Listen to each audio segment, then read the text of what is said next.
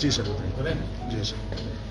नमस्कार सभी सहायकार पत्रकार साथियों को राम राम।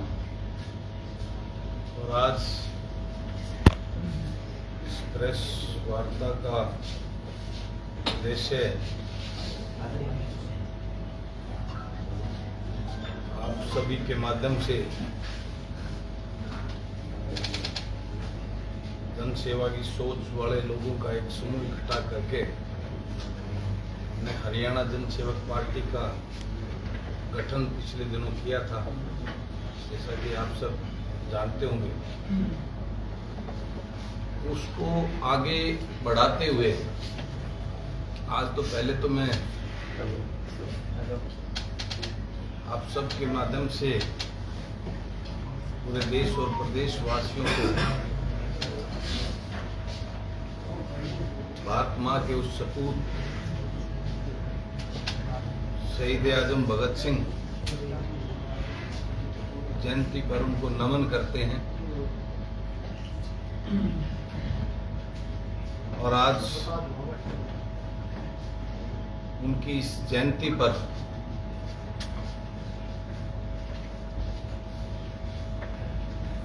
जो उन्होंने सपना इस देश और प्रदेश के लिए देखा था कि मेरा भारतवर्ष विश्व का सबसे श्रेष्ठ और खुशहाल भारत हो, लेकिन आज की इस राजनीतिक व्यवस्था और ढांचे ने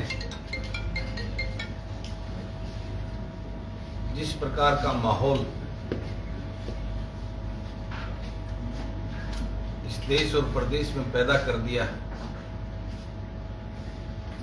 कि उस भगत सिंह के भारतवर्ष प्रदेश के आज युवा जो उनका अपना हीरो मानते हैं, अपना मार्गदर्शक मानते हैं, आज वो युवा बड़ी ही विकट स्थिति के दौर से गुजर रहा है। वो आज बेरोजगारी के ऐसे शिकंजे में कसता जा रहा है जिसकी पीड़ा से आज प्रदेश का युवा, उसका परिवार और ये प्रदेश आज बहुत ही खतरनाक दौर से गुजर रहा है। और जिसके परिणाम ये हैं कि आज मेरे प्रदेश का वो युवा अपनी बेरोजगारी की उस मानसिक पीड़ा से की वजह से नशे की तरफ जा रहा है, अपराध की तरफ जा रहा है। जिससे मेरा ये मानना है कि हमारे वो हीरो भारत माँ के उस सपूत जिन्होंने अपना बलिदान देकर इस देश को आजाद कराया था, आज वो ऊपर बैठा इस दशा को देखकर शायद वो भी बहुत परेशान होगा और उसकी आंखों में आंसू होंगे। इसी सारी हालातों को देखते हुए हमने एक ऐसा लोगों का एक समूह, पहले एक मंच बनाया, जन सेवक मंच, जो इस देश और प्रदेश को आगे बढ़ाने की और जन सेवा की सोच रखने वाले लोगों का एक मंच तैयार किया, जो इस प्रदेश के युवा के लिए, किसान और दलित कमजोर के लिए, कमेरा वर्ग के लिए जन सेवा की सोच के साथ राजनीति प्लेटफॉर्म इस प्रदेश के किसान, मजदूर, गरीब के बेटे को ऐसा प्लेटफॉर्म मुहैया करेगा कि वो इस प्रदेश को बचाने के लिए काम करे। उसी मुहिम को आगे बढ़ाते हुए आज हमने शहीद आजम भगत सिंह की उनकी जयंती पर उनको नमन करते हुए आज प्रदेश में जन सेवा की सोच रखने वाले और उस गरीब किसान मजदूर के घर में पैदा हुए पढ़े लिखे युवाओं को राजनीति में आगे प्रेरित कर इस राजनीतिक प्लेटफॉर्म मुहैया कराने के लिए अपनी युवा टीम का गठन करने की आज घोषणा करने का हमने निर्णय लिया। और उसके लिए हमने पूरे अपनी टीम के साथ विचार विमर्श करके एक ऐसा पढ़ा लिखा और ऊर्जावान हमारा एक भाई एडवोकेट रजनीश शर्मा को हमने प्रदेश का युवा मोर्चा का अध्यक्ष बनाने का निर्णय लिया और उसकी हम आज विधिवत रूप से घोषणा करते हैं। और उनके साथ में उनके सहयोगी के रूप में उनके साथ कंधा से कंधा मिलाकर इस टीम का पूरे हरियाणा प्रदेश में विस्तार करेंगे। जिला स्तर पर, विधानसभा स्तर पर और ब्लॉक स्तर पर उनके सहयोगी के रूप में हम अनुराग खटकड़, जो जींद से अभी तक हम मंच में उनको जिले जींद की जिम्मेवारी थी जिलाध्यक्ष के रूप में, हमको उनका अब उपाध्यक्ष नियुक्त करने की घोषणा करते हैं अनुराग ठाकुर को। और ये अपने पूरे प्रदेश के जिला स्तर की आगे टीम गठित करेंगे।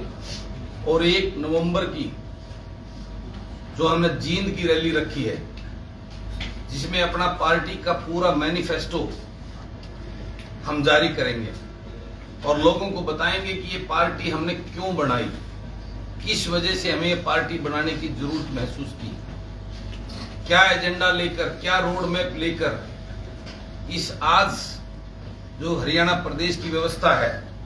मैं आपके सामने 2-4 चीजें बताना चाहता हूं कि आज ये मुद्दा लगभग 10 दिन के करीब हो गए, पानीपत का मुद्दा। आज पूरा देश और ये कहता हूं पूरा वर्ल्ड इस बात को, इस कांड को देखकर परेशान होगा, हरियाणा के प्रति एक अलग सोच रहा है। 4 महिलाओं का, जिसमें एक बीमार महिला और एक महिला का जो है उसी दौरान उस सामूहिक बलात्कार में उसकी मृत्यु होना, ये कितना भयानक जो है रूप दिखाने का काम करता है, जिसका आज तक कोई अता पता नहीं। ये व्यवस्था आज हमारे हरियाणा प्रदेश में कानून व्यवस्था बन गई है। और हमारे प्रदेश के मुख्यमंत्री हर रोज जुमलेबाजी करके इस राज का मजा ले रहे हैं। कभी साइकिलिंग कर रहे हैं, कभी रागारी कर रहे हैं, कभी कुछ कर रहे हैं, कभी कुछ ही सुबह उठते हैं कोई घोषणा कर देते हैं, कभी महिलाओं को जो है ना वो चांद में सफर कराने की बात कर लेते हैं। उनको यही नहीं पता राज आज प्रदेश के हालात क्या है।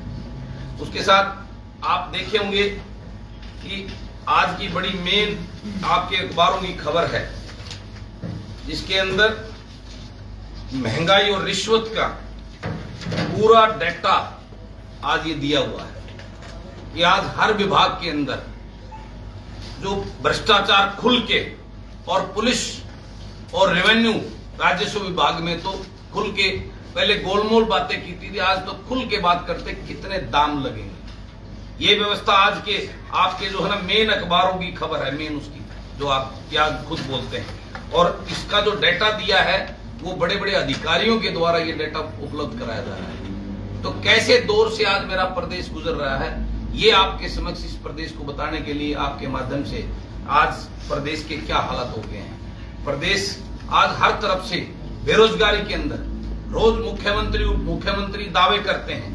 आज हालात ये हो गए हैं कि बाहर के लोगों में HPSC में बिठाकर ऐसे हालात कर दिए हैं कि आज मेरे हरियाणा प्रदेश के अंदर ऐसी उसके अंदर कंडीशनें डाल के HPSC में क्लास 1 की जो 100 पोस्टों के लिए मात्र 61 बच्चों का जो है ना वो इंटरव्यू के लिए बुलाना कितने बड़े शर्म की और बात है, और कितना बड़ा एक धोखा इस प्रदेश के युवाओं के साथ करने का काम करेगी सरकार। इस सरकार की असलियत को उजागर करने का काम है। और उसमें भी जो 61 जो लड़के पास हुए हैं वो मात्र 2 सीरीज के रोल नंबर्स हैं। वो 1500 और 1900 जो सीरीज है उस सीरीज के रोल नंबर्स के वो सारे बच्चे पास हुए। इससे कितना बड़ा, इसमें कितना बड़ा स्कैंडल और कितना बड़ा खेल ये सरकार खेल रही है, वो इससे उजागर होने का काम भी करेगी। आज प्रदेश का हर वर्ग आज इतनी बुरी तरह से परेशान और पीड़ित है, लेकिन इस सरकार को जू तक नहीं रह रही। ये बड़े दुर्भाग्य की बात है। आज इस बात को देखकर आज प्रदेश का हर वर्ग पीड़ित और परेशान है। उसके आगे मैं आपको बताता हूं, पिछले दिनों आपने एक लाखन माजरा कांड की वो देखे होगी, जिसको हमने सड़कों पे भी बैठे थे और उसमें आपने लाइव चला था, मैं वहां मौजूद था और वहां एएसपी जो बहुत ईमानदार और बड़ी बड़ी बात कर रही थी, उस मीडिया के सामने ओपनली इस बात को एक्सेप्ट कर रही थी कि एसएचओ ने अपनी कार्रवाई के अंदर बहुत बड़ी कोताही की है। उस एसएचओ को वहां से लाइन हाजिर करके उस पर कड़ी कार्रवाई करने की एसपी साहब के द्वारा, एएसपी के द्वारा एक बड़ा आश्वासन मुझे भी दिया गया था और गांव के लोगों को भी दिया गया था और पूरे मीडिया के सामने दिया गया था।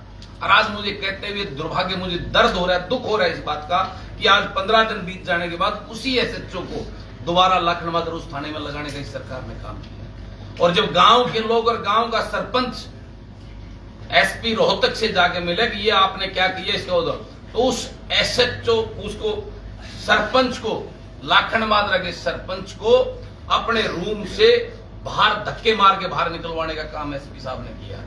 क्या ये हो रहा है? इस प्रदेश के अंदर जंगल राज आज हो चुका है। प्रदेश का आज पुलिस के ऊपर से प्रदेश का विश्वास उठ गया है। आए दिनों नाजायज जो छोटी छोटी कंप्लेंट होती हैं, जो आप उसमें लोगों को हराश और परेशान किया जा रहा है, लेकिन वास्तव में जो सीरियस मुद्दे हो रहे हैं वहां पुलिस हाथ पे हाथ धर के बैठी है। ये हालात आज के दिन में जो है प्रदेश के अंदर जंगल राज जैसी स्थिति हो गई है। आए दिनों अपराध, लूट जो एक आम बात होगी, अगर अखबारों को अगर आप देखें खबर, तो आए दिन इसी चीज की खबर मिलती है। डेवलपमेंट की खबर नहीं मिलती, इस प्रदेश के एजेंडे कोई बात नहीं करती।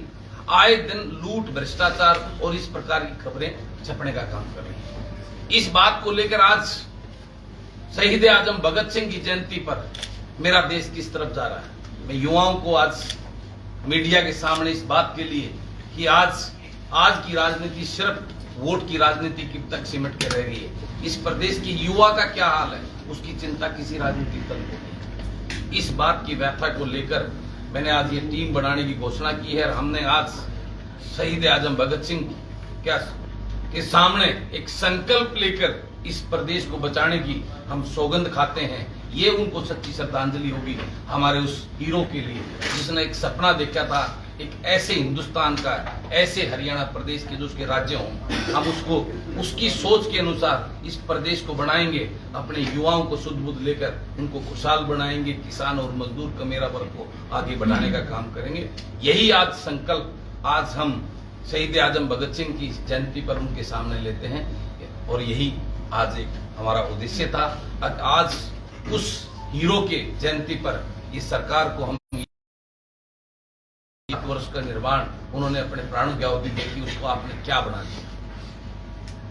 ये पुलिस पे कंट्रोल क्यों नहीं है, क्या वजह लग रही है आपको? क्या पुलिस नाकाम हो चुकी है फिर सरकार की तरफ से?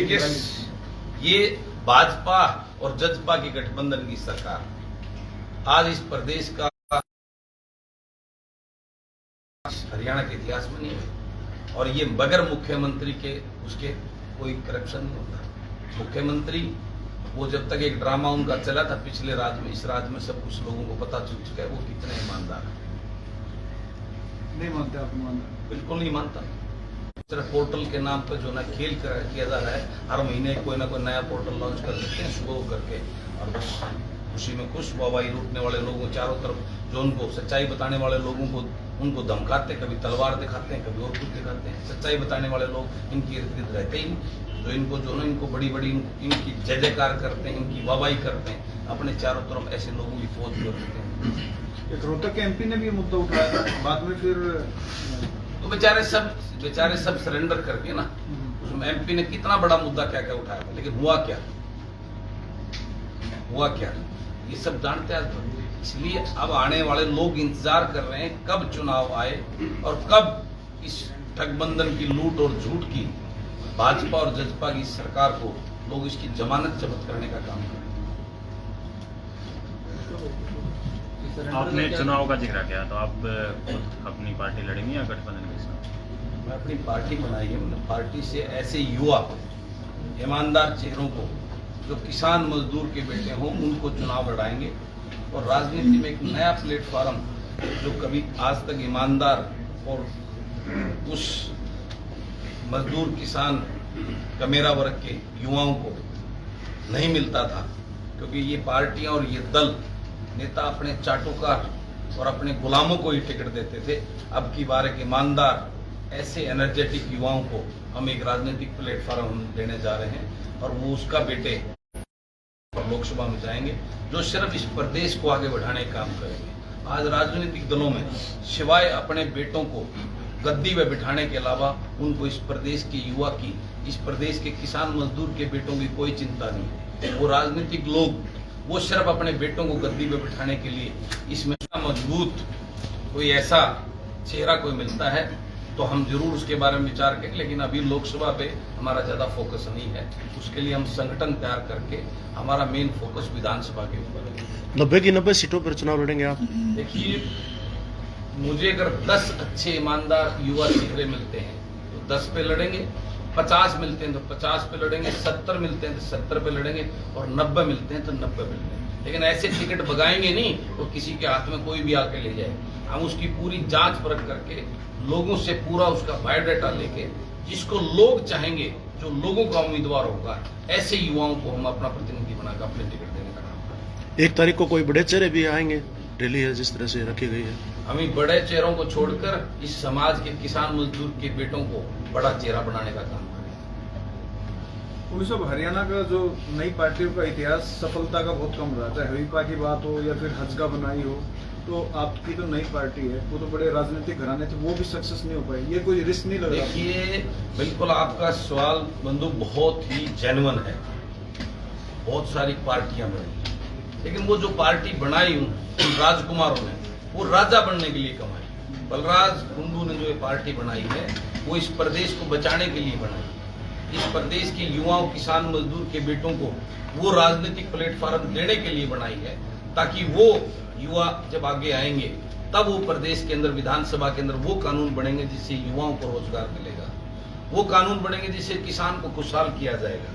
उस विधानसभा में तब कानून बनेंगे जब गरीब किसान मजदूर के बेटे वहां जाएंगे, तभी ये मेरा प्रदेश खुशहाल होगा और ये लूट और झूठ की राजघरानों की, उन गुलामों की दुकानों को बंद करेंगे। एक नई पार्टी बनी थी चुनाव से पहले, उन्होंने भी युवाओं की बात की थी कि रोजगार में 75% आरक्षण देंगे, लेकिन हालात आपके सामने हैं। जिस राजकुमारों की आप बात कर रहे हो उनका तो पहले से ही पता था। वो हजारों करोड़ के महलों में रहते थे, उनके बाप दादा ने कौन सा बिजनेस किया था, मैं तो पहले से भी ये सवाल करता रहा। वो लोगों को दिखे नहीं, वो हमारे युवाओं को जो है ना इनको बहका के, एक उनके वो राजकुमार अनपढ़ जो कभी स्कूल कॉलेज में नहीं गए, इनसो का राष्ट्रीय दोष हो गए। हमारे यूनिवर्सिटी और कॉलेजेस में जाकर इन युवाओं को उन्होंने बड़े बड़े सपने, क्योंकि आज बेरोजगारी में हमारा युवा इतना दलदल में घुस गया, उसको छोटा सा उसको वो कहना कि मैं तुझे नौकरी दूंगा, वो नौकरी के लिए उनके बहकावे में आते चले गए। लेकिन अब उनकी सच्चाई आ चुकी है। वो राजकुमार जो भाजपा को जमुना पार भेज, उनका तो इतिहास ही भाजपा के साथ रहा है। उनके पुराने इतिहास उठा के देख लियो, हमेशा वो भाजपा के सहयोगी रहे। वो कुछ भी कर सकते हैं। आपने देखा होगा ना, 2 दिन पहले वहां सीकर रैली में वो माइक और राजकुमार मुंह बोल रहा है कि उसके बाप को जब वो सुनते नहीं है युवा, तो कहता है वो उसका हनी सिंह का गाना तब सुनाएंगे जब मेरे फादर का भाषण सुनो पहले। इस प्रकार की उनकी असलियत अब लोगों के सामने आ चुकी है। तो उन राजकुमारों का पूरी तरह मैं दावा करता हूं, उस राजकुमारों के खानदान से अब की बार कोई भी हरियाणा प्रदेश की विधानसभा लोकसभा में जाएगा। उन्होंने हमेशा हमारे ग्रामीण अंचल के किसान मजदूर के नेताओं को खत्म करने का काम किया था।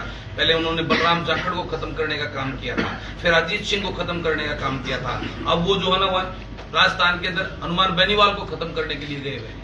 तब उनकी असलियत इस देश प्रदेश के लोग जान चुके हैं। उनका इतिहास खत्म है। ये आखिरी चैप्टर था। वो लास्ट वाली झूठ बोलकर वो सत्ता में आ गए। अब आगे कभी उनका सत्ता के रूप में उनका पूर्ण रूप से उनको विराम लग जाएगा। अभी राजस्थान में भी वही नारा गया, आया सीएम आया सीएम।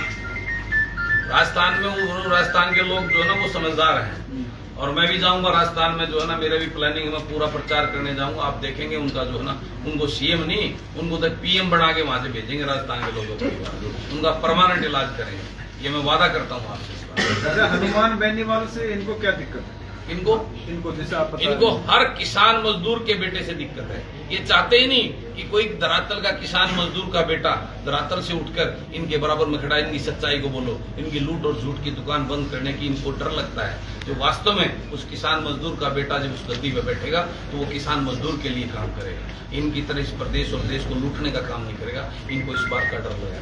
आप हनुमान बेनीवाल को सपोर्ट करने जाएंगे? बिल्कुल 100% में हनुमान बेनीवाल को सपोर्ट करने जाऊंगा। पार्टी का संगठन कब तक तैयार हो जाएगा?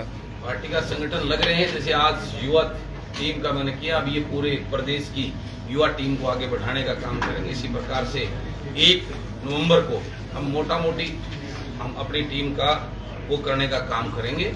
और आने वाले हमारा कुछ जल्दबाजी इस प्रकार से नहीं करेंगे। हम किसी भी चेहरे को, ऐसे ऊर्जावान युवाओं को हम आगे बढ़ाएंगे, ऐसे लोगों को अपने जो ईमानदार और जन सेवा की सोच को लेकर ऐसे लोगों को अपने चाहते हैं। चुनाव लड़ने के लालची, एमएलए बनने के लालची, मंत्री बनने के जो लालची लोग हैं, ऐसे लोगों को जो है ना हम अपने संगठन में शामिल नहीं करेंगे। अच्छा, एक इंडिया गठबंधन उसको लेकर भी कहीं कोई चर्चा होगी क्या इंडिया गठबंधन के साथ? मैं तो इंडिया गठबंधन तो बड़े लोगों का है जो सत्ता के लिए लड़ रहे हैं, अपने बच्चों को आगे बढ़ाने के लिए लड़ रहे हैं। मैं तो इस प्रदेश को बचाने और इस प्रदेश को बढ़ाने की सोच लेकर राजनीति में आया हूँ। इंडिया गठबंधन तो बड़े बड़े दलों का गठबंधन है, मैं उस बारे में मेरी कुछ ना सोच है। मैं तो सिर्फ अपने हरियाणा और हरियाणा के बारे में सोच। अच्छा, महिलाओं अपने युवाओं की बात की, महिला आरक्षण बिल हाल में पास हुआ, चलो वो लागू तो लेट होगा, लेकिन देखिए, क्या महिलाओं को भी टिकट आपको देंगे? बिल्कुल देंगे, लेकिन वो बिल जिसकी आप बात कर रहे हो वो महज ये बड़ा दुर्भाग्य है। बगैर कुछ दिए जश्न मनवाना ये भाजपा को आता है। एक ऐसा बिल जिसका कोई मतलब ही नहीं बनता, होगा कि नहीं होगा इस बात पे भी बहुत बड़ा सवाल है, और उसके जश्न मनाए जा रहे हैं। और बराबरी की बात करते हैं, महिला सशक्तिकरण की बात की जाती है, तो महिला तो 48.8% है, तो आधा आधा होना चाहिए था आरक्षण से। आरक्षण की बात करें और फिर अभी होना चाहिए था 2024 के चुनाव के दिन। कब परिसीमन होगा? परिसीमन तो 31 में 31 में होना है, होगा नहीं होगा वो सरकारों पर निर्भर है। तो किस महिला आरक्षण की बात करें? आप तो बुद्धिजीवी, आपको लिखना चाहिए इस बात। मीडिया एक स्तंभ है, 5वां स्तंभ है लोकतंत्र का, आप इस बारे में छापिए। चौथा स्तंभ ये 2 बना दिए, उसमें वो 2 बन गए, वो चौथे कमरे के 5वें में चले गए आप लोग। एक अलग से स्तंभ हो गया ना गोदी मीडिया वाला, तो वो एक फर्क हो गया है।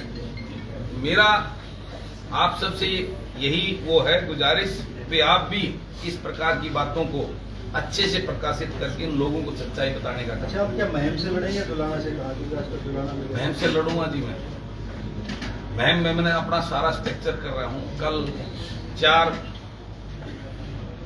चक्कियां और महम के अंदर मैं चला रहा हूँ गरीब आदमी को आटे की गेहूं की सफाई और पिसाई के लिए। तो मेरा कर्मस्थल महम है, महम मेरी जड़ है। वहीं से जो है ना ये पेड़ खड़ा हुआ है और वहीं इसको और वट वृक्ष का बनाने का काम करेगी महम। अपने लड़कियों के लिए बसें चलाइए, कॉलेजों में छात्र संघ का चुनाव है नस्टीज में, जिसके काफी साल से नहीं हो रहे, एक बार वह भी इंडायरेक्ट भेजी, तो ये कई डिमांड आपकी? बिल्कुल, हमने अपनी छात्र विंग भी खड़ी है। परवीन मलिक उसका जो ये हमारे युवा हैं जो इनको हमने उसका प्रदेश का अध्यक्ष बनाया है, और उसकी भी हम पूरे प्रदेश के अंदर छात्र विंग खड़ी करने जा रहे हैं। उसमें ये युवा टीम भी हमारा साथ मिलकर काम करेंगी और युवाओं के हक के लिए। और मेरा इसमें ये मानना, ये तो सिर्फ युवाओं को जो ये विंग बनाते आए हैं ये राजकुमार, ये सिर्फ अपनी रैलियां करवाने के लिए, भीड़ जुटाने के लिए अभी तक युवा विंग बनाएंगे। लेकिन हम युवा विंग जो बनाएंगे उस युवा विंग में कॉलेज की राजनीति से ऐसे युवाओं को तैयार करेंगे जो राजनीति में आके बड़ी बड़ी लंबे सफर तय करेंगे। आपके सामने आप मीडिया के साथी बैठे हो, मुझे एक ऐसा चेहरा बता दो जो इन पार्टियों ने उन कॉलेज की राजनीति निकाल कर उसको आगे बढ़ाने का काम। छात्र संघ चुनाव नहीं होंगे तो नेचुरली सामने नहीं आ पाएंगे। तो हमारा ये मेन एजेंडा रहेगा कि हम अगर सत्ता के अंदर कहीं आते हैं, हमारी पार्टी आती है, तो युवाओं के लिए ये प्लेटफॉर्म हम वादा नहीं उसको धरातल पर करने का काम करके दिखाएंगे। दुष्यंत जी भी यही बात कहते थे। दुष्यंत जी तो बहुत कुछ कहते थे। वो दुष्यंत का वो तो राजकुमार है, सोने चांदी की चम्मच लेके बाहर निकलेंगे। बलराज कुंडू वो जो गांव में पैदा हुआ था और गांव की सरजमी से उठ के आया है, सरकारी स्कूल में पढ़ के आया है, उस बेरोजगारी को, उस युवाओं के दर्द को जानता है। वो राजकुमार नहीं जांचता। उन्होंने हमेशा उनके जो है ना खानदान ने झूठ बोली है, उन्होंने कभी काम क्या किया है? इस प्रदेश को बर्बाद करने का काम किया है। अच्छा, आपके जो शीतकालीन सत्र है उसमें कुछ हिंदी उद्देश्य होंगे जो हरियाणा से रिलेटेड है, रैली में तो आप उठाओगे दिल्ली वहाँ के? हर बार ही उठाता हूं मैं, तो जो भी सत्र आता है उसमें हर सत्र में आप मेरा उठा के देखिए, मेरे इश्यूज जेन्युइन होते हैं और उस जेन्युइन इश्यूज पे जो मेरे हल्के के तो होते ही हैं, और मेरे हल्के के जो इश्यू हैं वो मेरे पूरे प्रदेश के इश्यू हैं, उसको मैं उठाने का काम करता हूँ और आगे भी ऐसे ही उठाता रहूंगा। देखिए, ग्रीवेंसेस कमेटी की मीटिंग में क्यों नहीं आते आप? किस ग्रीवेंसेस, कौन सी ग्रीवेंसेस की बात करते हैं? डिप्टी जिस ग्रीवेंसेस की मीटिंग है वो पहले से प्लानिंग है। ग्रीवेंस कमेटी के हम आए तो बताएं, ग्रीवेंस कमेटी की ओपन दरबार लगेंगे, लोग आएंगे और अपनी जनरल को उसको वहीं ये प्लान करके आते हैं और लोगों को बेवकूफ बनाते हैं, और जो वाहियात की होती है उनको उसके अंदर जोड़ा जाता है और उनका भी कोई समाधान नहीं किया है। सिर्फ अखबार में छपने के लिए एक मंत्री, डिप्टी सी मतलब 10-12 जो है ना प्रॉब्लम्स को उसके अंदर लेकर सारे प्रशासन को बेवकूफ बनाकर जनता को बेवकूफ बना जाता है। ग्रीवेंस कमेटी की मीटिंग होनी चाहिए जो कम से कम हर हफ्ते लगनी चाहिए और ओपन दरबार के साथ लगनी चाहिए। मैं आपसे वादा करता हूं, जब कभी हम इस सिस्टम में आए तो हर हफ्ते हर डिस्ट्रिक्ट में एक मंत्री इस बात को, उस ग्रीवेंस को लेगा, उसमें ओपन दरबार लगेगा, ओपन लोग आए और अपनी समस्या को उसका समाधान हुई। असलियत का पता भी तभी चलेगा। ये जो इस प्रकार से खेल खेला जाता है, उसको बेचारे को दबा दिया जाता है, उसको पहले ही टैकल कर लिया जाता है, वहां सच्चाई सामने आएगी। इन अधिकारियों की भी जो अनजस्टिस करते हैं, लोगों के साथ जातियां करते हैं, गरीब को चक्कर कटाते हैं, तब उसका पता लगेगा। ये व्यवस्था हम करेंगे जिस दिन सिस्टम में आए। ये ग्रीवेंस कमेटी की मीटिंग महज एक दिखावा, मात्र बेवकूफ बनाने के अलावा ग्रीवेंस कमेटी का कोई फायदा नहीं है।